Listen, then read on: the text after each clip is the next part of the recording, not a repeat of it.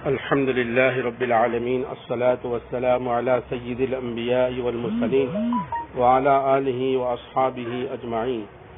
قال تبارك وتعالى في القرآن المجيد والفرقان الحميد: أعوذ بالله من الشيطان الرجيم، بسم الله الرحمن الرحيم. إنا أعطيناك الكوثر فصل لربك وانحر إن شانئك هو الأبتر. صدق الله العظيم. قال النبي صلى الله عليه وسلم: بلغ عنی ولو آیہ او کما قال علیہ الصلاۃ والسلام.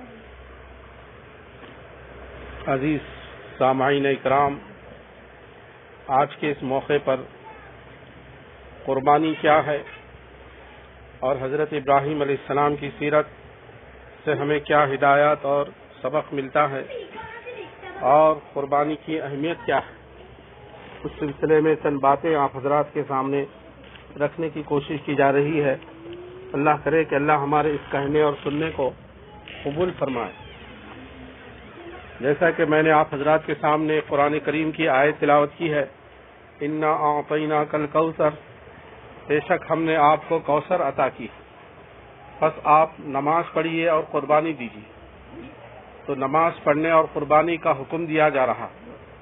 قربانی کیا ہے؟ یہ حضرت ابراہیم علیہ السلام کی یادگار کا نام ہے، حضرت اسماعیل علیہ السلام کی یادگار کا نام ہے. حضرت ابراہیم علیہ السلام کی تاریخ پر ہم نگاہ ڈالیں گے تو حضرت ابراہیم علیہ السلام کو اللہ تعالیٰ نے بہت سارے امتحانات سے آزمایا، لیکن حضرت ابراہیم علیہ السلام ہر امتحان میں پورے اترے.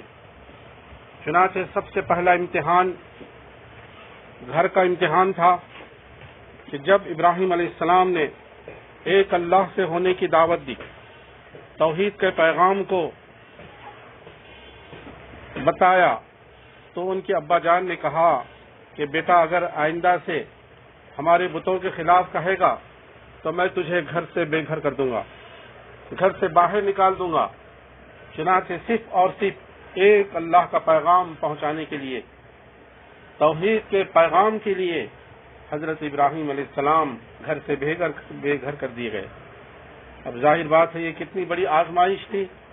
ہر ایک کو اپنا وطن پیارا ہوتا ہے، ہر ایک کو اپنی پیدائش کی جگہ پیاری ہوتی ہے، اپنا گھر پیارا ہوتا ہے، لیکن اللہ کے ایک ہونے کے پیغام کو پہنچانے کے لیے حضرت ابراہیم علیہ السلام گھر سے بے گھر کر دیے گئے. ان کے والد نے گھر سے نکال دیا. تو یہ کتنی بڑی آزمائش تھی، کتنا بڑا امتحان تھا. آپ ذرا سوچئے، اس مرد سے پوچھئے جس کے والد نے گھر سے نکال دیا ہو اور وہ اکیلا رہ رہا ہو، کتنی دل کو تکلیف پہنچتی ہے. تو سیدنا ابراہیم علیہ السلام کو کتنی تکلیف پہنچی ہوگی. آزمائشیں، قربانیاں دیکھنا ہو تو حضرت ابراہیم علیہ السلام، انبیاء علیہ السلام اور محمد صلی اللہ علیہ وسلم کی قربانیوں کو دیکھیے. آئیں گے حالات، آئیں گے، اس سے ہمیں سبق مل رہا ہے. پریشانیاں آئیں گے، لیکن ہمیں توحید کے اوپر جمے رہنا پڑے گا، ہمیں ایمان کے اوپر جمے رہنا پڑے گا. ہاں، جیسے کہ ابراہیم علیہ السلام گھر سے بے گھر کر دیے گئے، ان کے والد نے گھر سے نکال دیا، لیکن انہوں نے صبر سے کام لیا. تو ہمارے اوپر بھی حالات آئیں گے، آزمائشیں آئیں گی، ظالم حکمراں مسلط ہوں گے، ہمیں صبر کرنا پڑے گا. یہ سب سے اہم پیغام حضرت ابراہیم علیہ السلام کی سیرت سے ہمیں ملتا ہے، آپ کے واقعے سے ہمیں ملتا ہے کہ ہمیں بھی صبر سے کام لینا پڑے گا کہ حالات آئیں گے، امتحانات آئیں گے اللہ کی طرف سے. چلیے، یہ امتحان ہوا. اس کے بعد پھر دوسرا امتحان دیکھیے آپ کہ بڑھاپے میں اولاد ہوتی ہے اسماعیل علیہ السلام کی شکل میں. پھر حکم ہوتا ہے، پھر آزمائش اللہ کی طرف سے. قربانی کا مطالبہ ہو رہا ہے کہ آپ جو ہے اپنے چھوٹے معصوم بچے اسماعیل کو اور بی بی ہاجرہ کو بالکل مکے کا، جہاں پر لق و دق میدان تھا، کوئی مکان نہیں تھا اس وقت میں، زندگی گزارنے کی کوئی آسان نہیں تھے، پانی کا انتظام نہیں تھا، کھانے کا انتظام نہیں تھا، ایک بالکل جنگل تھا. ایسے بے آب و گیا جنگل کے اندر چھوڑنے کا حکم مل رہا ہے. یہ بھی اللہ کی طرف سے آزمائش تھی.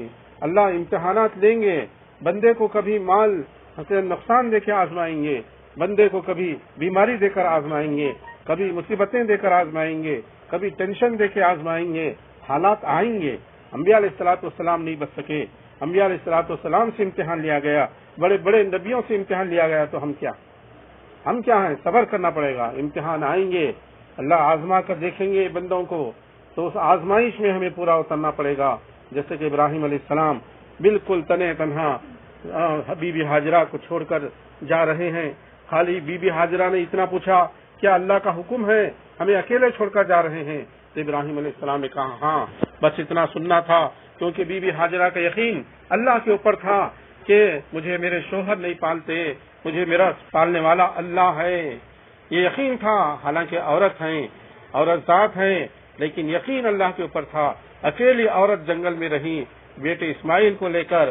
ایک وہ وقت آ گیا، بی بی ہاجرہ کا بھی امتحان چل رہا ہے، بیٹے اسماعیل کا بھی جو امتحان چل رہا ہے کہ کھانا پانی سب ختم ہو گیا، چھوٹے معصوم بچے بل بلا رہے ہیں، پیاس سے بل بلا رہے ہیں. ماں کی ممتا، ماں کی محبت کبھی صفا پہاڑی پر لے جاتی ہے، دیکھتی ہے کہ کہیں کوئی قافلہ نظر آئے، کوئی آدمی نظر آئے تو اس سے پانی مانگ کر بیٹے اسماعیل کی پیاس کو بجھاؤں.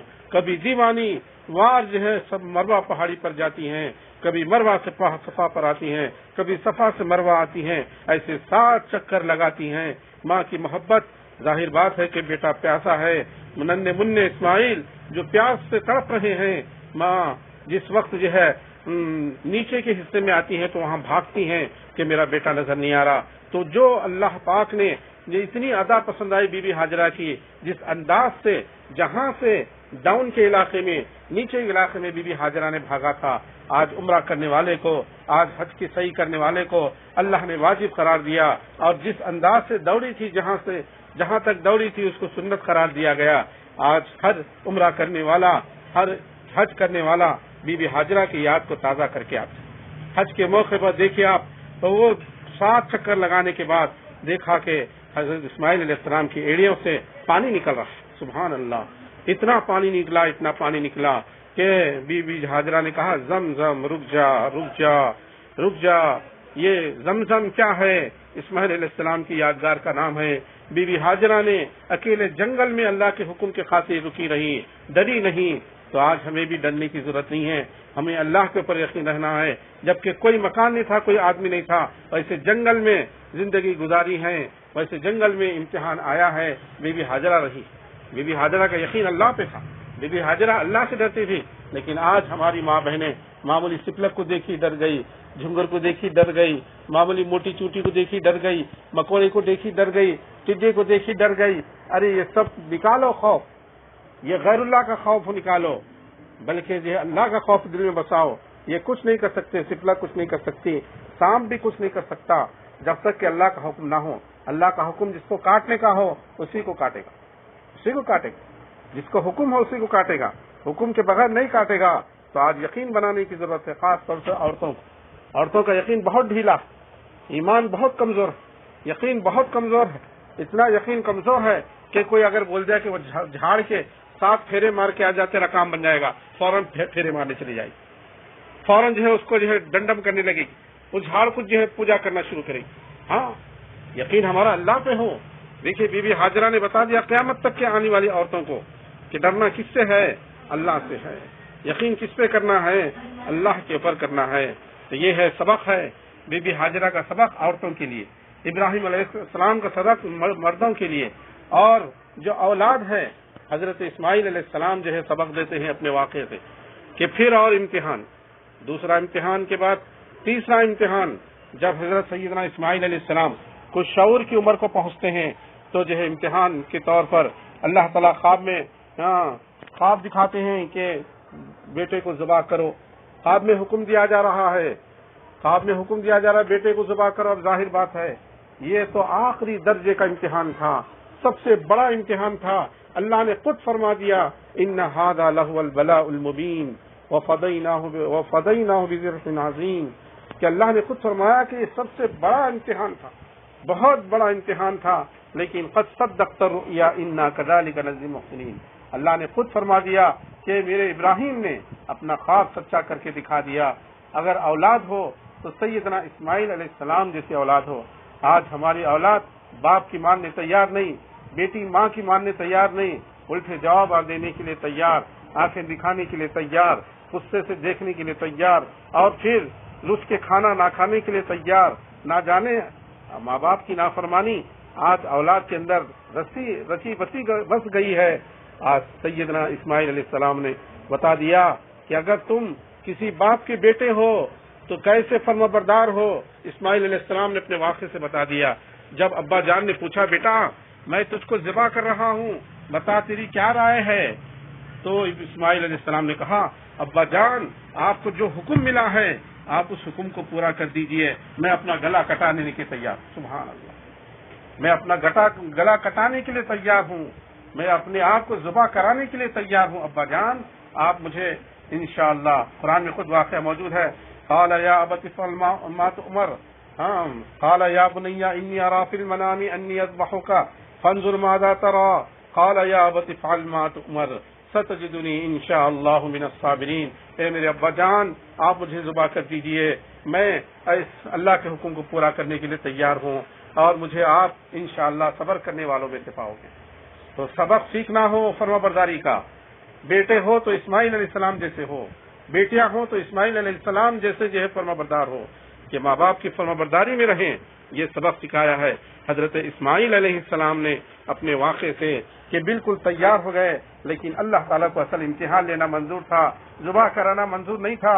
اللہ نیت دیکھ رہے تھے. جب حضرت اسماعیل علیہ السلام کو لے کر چلے ذبح کرنے کے لیے تو شیطان بیچ میں آ گیا, آ کے کہنے لگا میں جانے نہیں دیتا ہوں کہ کہیں کوئی باپ بیٹے کو ذبح کرے گا, نہیں میں جانے نہیں دوں گا. اللہ کی طرف رجوع ہوئی ہے. دیکھیے ابراہیم علیہ السلام اللہ کی طرف رجوع ہوئی ہے, اللہ کے حکم کو پورا کرنے میں شیطان آڑ بن رہا ہے, تو جو ہے بیٹھ گیا, زبردستی بیٹھ گیا. اللہ کی طرف سے حکم ہوا کہ اللہ اکبر کہتے ہوئے 7 کنکریاں مارو.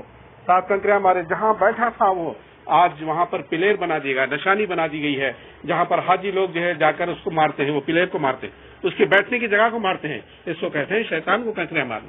دیکھیے شیطان کو کنکریاں مارنے کا عمل کیا ہے, حج کیا ہے. اتنے لاکھوں لوگ حج کو جاتے ہیں, ہر سال 30 لاکھ 40 لاکھ حاجی لوگ حج کو جا کے شیطانوں کو کنکریاں مارتے ہیں. یہ شیطانوں کو کنکریاں مارنے کی کس کی یادگار ہے؟ سیدنا ابراہیم علیہ السلام کی یادگار ہے, کہ سیدنا ابراہیم علیہ السلام نے شیطان کو کنکریاں ماری, پھر اٹھ گیا, پھر تھوڑی دور جا کے پھر بیٹھ گیا, پھر اللہ کی طرف سے حکم ہوا اللہ اکبر کہتے ہوئے 7 کنکریاں مارو. پھر 7 کنکریاں مارے, 7 کنکریاں مارے تو پھر اٹھ گیا, پھر جا کے 3 جگہ پر بہکایا, اور 3 جگہ پر نشانیاں بنی ہوئی. آج بڑے بڑے پلیر بنا دیے گئے ہیں, دیوار بنا دی گئی, اس کے اوپر جا کر شیطانوں کنکریاں مارتے. دیکھیں اب حج میں کیا ہوتا ہے, حج میں صفا مروہ کی صحیح کی جاتی ہے. صفا مروہ کی صحیح کس کی یادگار ہے؟ بی بی ہاجرہ کی یادگار ہے. زمزم لاتے ہیں ہر حاجی لوگ, الحمدللہ کتنا بہترین پانی ہے, جس نیت سے پیو گے اللہ اس نیت کو پورے کرتے ہیں. بیماری کی دور ہونے کی نیت سے پیے گا تو اللہ اس کی بیماری کو دور کرتے ہیں. ہاں, جس نیت سے بھی آدمی زمزم پیتا ہے اللہ اس کی مراد کو پوری کرتے ہیں. بھوک مٹانے کی نیت سے پیے گا اللہ اس کا پیٹ بھر دیتے ہیں زمزم سے. پیاس مٹانے کی نیت سے پیے گا اللہ اس کی پیاس کو جو ہے بجھا دیتے ہیں. یہ ہے زمزم یادگار اسماعیل علیہ السلام کی. دیکھیے آپ وہ کنواں آج تک 3500 سال ہو گئے, 1 انچ پانی کم نہیں ہوا. اللہ نے اس کو اتنا بڑا مقام دیا. سب سے طاقتور پانی دنیا کا ہے تو وہ ہے زمزم. زمزم کا پانی ہے. ہاں, لوگ کتنی خواہش سے, کتنی اہمیت عظمت کے ساتھ اس کو پیتے ہیں. ہاں دیکھیے آپ, تو یہ سب کیا ہے؟ یہ حج کے موقع پر زمزم کا پینا, صفا مروہ کی صحیح, شیطان کو کنکریاں مارنا, قربانی دینا. اور ہم بھی جو قربانی دے رہے ہیں وہ کس کی یادگار؟ اسماعیل اور حضرت ابراہیم علیہ السلام کی یادگار کا نام. تو انہوں نے قربانیاں دی ہیں, تو دین کے واسطے بھی ہمیں قربانیاں دینا پڑے گا, عبادت کے واسطے بھی قربانی دینا پڑے گا. اللہ ہمارے نام کو روشن کریں گے, جیسے ابراہیم علیہ السلام کے نام کو روشن کیا, اسماعیل علیہ السلام کے نام کو روشن کیا. آج ہر سال یادگار تازہ ہو رہی, لاکھوں نہیں کروڑوں قربانیاں ہوتی ہیں. کس کی یادگار بنائی جا رہی؟ ابراہیم اور اسماعیل علیہ السلام. تو ان اللہ والوں نے قربانیاں دی تو ہمیں بھی قربانی دینا پڑے گا. جیسے فجر میں دل اٹھنا نہیں بول رہا, دل سونا بول رہا, قربانی دو. ہاں, نیند کی قربانی دو, اللہ تمہارے مقام کو بلند کریں گے. عشاء میں دل نہیں بولا نماز پڑھنے کے لیے, قربانی دو, نیند کی قربانی دو. عبادت میں بھی قربانی دو, گناہ سے بچنے میں قربانی دو, کہ دل سیریل دیکھنا بول رہا, آپ قربانی دو. ہاں, دل کے کہنے کو مت مانو, اللہ کے کہنے کو, رسول کہنے کو مانو, قربانی دو. اللہ تمہارا بھی نام روشن کریں گے, جیسے کہ اللہ تعالیٰ نے ان انبیاء علیہ السلام کے نام کو جو ہے روشن کیا. یہ قربانیاں تھیں, یہ بھی امتحان کو پورا کر دیا. حضرت ابراہیم علیہ السلام نے جب بچے کو لے کر چلے پھر اس کے بعد لٹا دیے، آنکھوں پر پٹی باندھ لیے اور پھر کروٹ کے بل لٹا دیے. لٹانے کے بعد بسم اللہ اللہ اکبر بول کے ذبح کرنا چاہتے ہی تھے. اللہ نے کہہ دیا بس قد صدقت رؤیا ابراہیم، تم نے اپنا خواب سچ کر دکھا دیا. ہم صرف آزمانا چاہ رہے تھے، ہم ذبح کرانا نہیں چاہ رہے تھے. لہذا جو ہے جنت سے اللہ تعالیٰ نے فرشتے کے ذریعے سے مینڈھا دمبا بھیجا اور وہ دمبے کے اوپر ابراہیم علیہ السلام کا ہاتھ چل گیا. ہاں، اور فرشتے جو ہے بازو ہٹا لیے اسماعیل علیہ السلام کو. جب آنکھوں کی پٹی کھول کے دیکھے تو دمبا ذبح ہو چکا تھا. سبحان اللہ، یہ ہے یادگار تاریخ. تو پتہ چلا کہ صاحب قربانیاں، امتحان، آزمائشیں آئیں گی، اپنے ایمان کے اوپر ثابت قدم رہنا پڑے گا، صبر کرنا پڑے گا. اللہ کے حکم کو پورا کریں گے تو انشاءاللہ اللہ دنیا میں بھی عزت دیں گے، آخرت میں بھی عزت دیں گے. اب دیکھیے قربانی کی کیا اہمیت ہے. صحابہ نے خود پوچھا یا رسول اللہ قربانیاں کیا ہیں؟ تو حضور نے فرمایا کہ تمہارے والد ابراہیم علیہ السلام کی سنت. تو پھر صحابہ نے پوچھا یا رسول اللہ ہمارے لیے کیا؟ قربانیاں کرنے سے ہمیں کیا ملے گا؟ تو حضور نے فرمایا کہ ہر بال کے بدلے ایک نیکی ملے گی. تو پھر صحابہ نے پوچھا یا رسول اللہ اون، یعنی بھیڑے کے اندر جو اون بالاں زیادہ رہتے اس کے، بولے ہر اون کے بدلے، ہر بال کے بدلے ایک نیکی ملے گی. اب بتائیے اون کے اوپر کتنے بال ہوں گے؟ ہزاروں لاکھوں بال ہوں گے تو لاکھوں نیکیاں آپ کو ملیں گی. لاکھوں نیکیاں ملیں گی آپ کو. ایک حصہ رکھنے پر 3500 3600 4000 کا حصہ رکھنے پر آپ کو کتنی نیکیاں مل رہی ہیں؟ 4000 سے زیادہ نیکیاں مل رہی ہیں. ہزاروں بال ہوتے ہیں اس کے اوپر. ہاں، تو یہ نیکیاں آپ کو کل قیامت کے دن اہمیت معلوم ہوگی. جب جنت میں جانے کے لیے ایک نیکی کم پڑ جائے گی، سب کے پاس جائیں گے، کوئی ایک نیکی دینے کے لیے تیار نہیں ہوگا. بیٹی ماں کے پاس بھاگے گی، باپ کے پاس بھاگے گی، بہنوں کے پاس بھاگے گی، شوہر کے پاس بھاگے گی، سب رشتے داروں کے پاس بھاگیں گے، ایک دوسرے کے پاس بھاگیں گے. ایک نیکی دے دو، جنت میں ہمیں جانے کا موقع مل جائے گا. سب لوگ انکار کریں گے، نہیں دے سکیں گے. تو آج اس وقت محسوس ہوگی نیکی کی اہمیت. تو آج ایک بال کے بدلے ایک نیکی مل رہی. دیکھیے ایک نیکی مل رہی ہے قربانی. تو اس لیے جو ہم خوشی خوشی کے ساتھ قربانیاں کریں. قربانی کس کے اوپر واجب ہے؟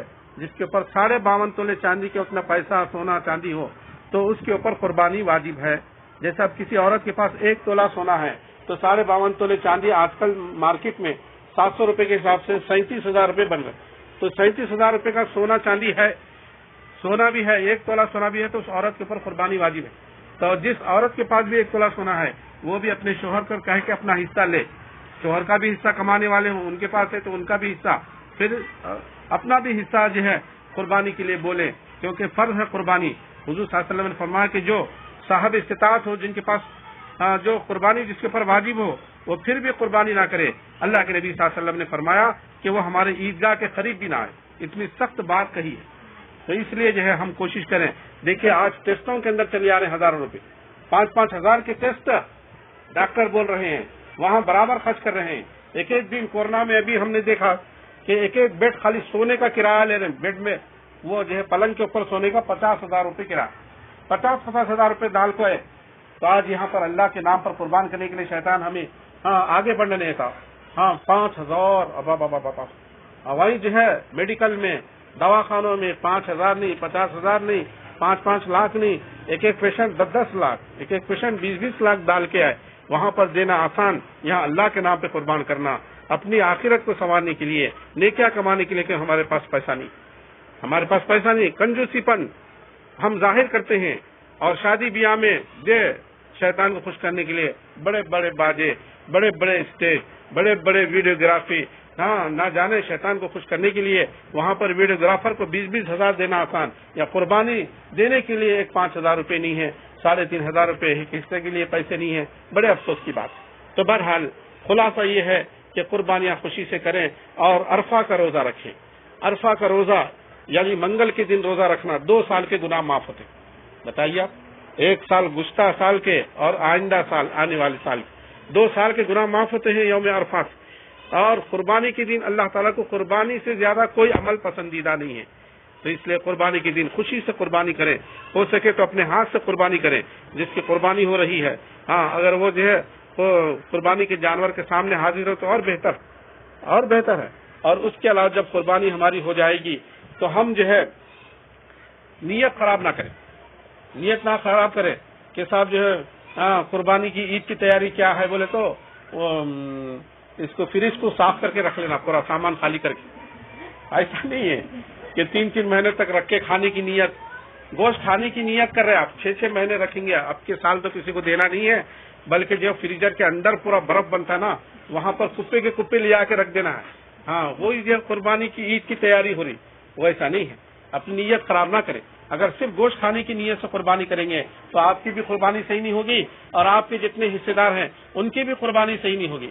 تو گوشت کھانے کی نیت نہ کریں بلکہ کھلانے کی نیت کریں. اس لیے مستحب ہے کہ 3 حصے کریں. آپ جو بھی حصہ لا لیے یا پوری ایک گائے دے رہے ہیں تو اس کے 3 حصے کریں. 3 حصے کر کے ایک غریبوں میں دیں اور دوسرا جو ہے رشتے داروں میں پڑوسیوں میں دیں اور تیسرا حصہ رکھ لیں. ایک حصہ رکھ لیں، 2 حصہ تقسیم کریں اور اس میں بھی ایک حصے میں اچھا گوشت نرم کوفتوں کا اور وہ نکالیں، چچڑے بانٹ رہے ہیں، ہڈیاں بانٹ رہے ہیں، یہ بھی نیت خراب نہ کریں بلکہ سب کپوں میں صحیح گوشت ہے، سب میں جو ہے برابر رہے، اس کا بھی ہم ضرور خیال کریں. تو یہ تھی جو ہے قربانی. اور 3 دن تک جو ہے قربانی دی جا سکتی ہے، 10، 11، 12، چہار شنبہ، جمعرات، جمعہ. یہ 3 دن جو ہے عید کے ہیں. پہلے دن نہیں کر سکے دوسرے دن کیجئے، دوسرے دن نہیں کرے تو تیسرے دن کیجئے. تو بہرحال ہم جو ہے لوگوں کو کھلانے کی، غریبوں کو کھلانے کی نیت کریں.